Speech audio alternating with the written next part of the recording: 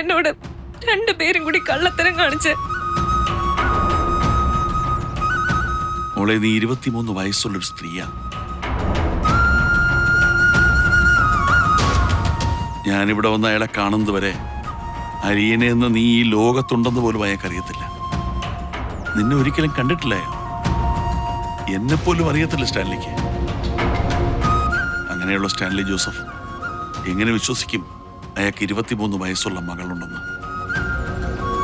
ഞാൻ പറഞ്ഞ് സത്യമാണെന്ന് അന്വേഷിക്കണ്ടേ? സത്യമാണെന്ന് ബോധ്യപ്പെടാൻ തെളിവുകൾ വേണ്ടേ?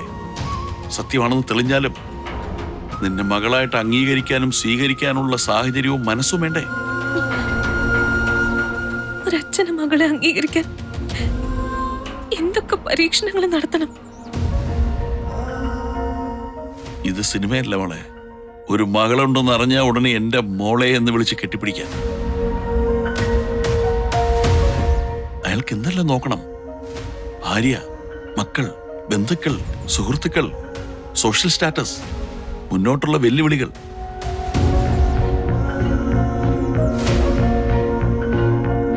സ്റ്റാൻലി ജോസഫ് വീട്ടിൽ വന്നപ്പോ ഇതാണ് മോളെ നിന്റെ അച്ഛനെന്ന് പറഞ്ഞ് ഞാൻ പരിചയപ്പെടുത്തിയിരിക്കട്ടെ. നിന്നെ സ്വീകരിക്കാൻ സ്റ്റാൻലിക്ക് മനസ്സില്ലെങ്കിലോ?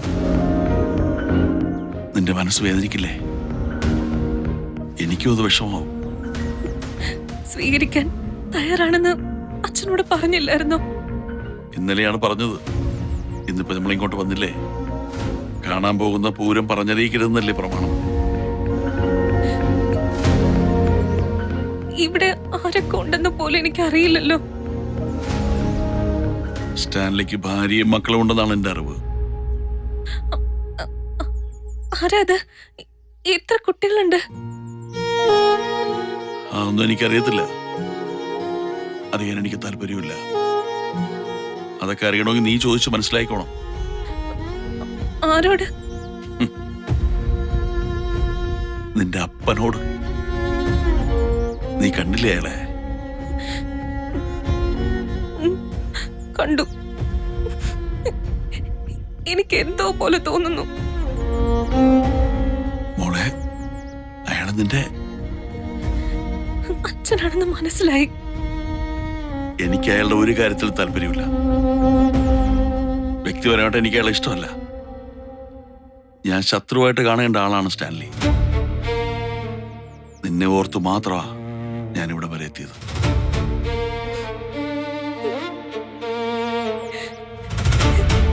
സോറി അച്ഛ.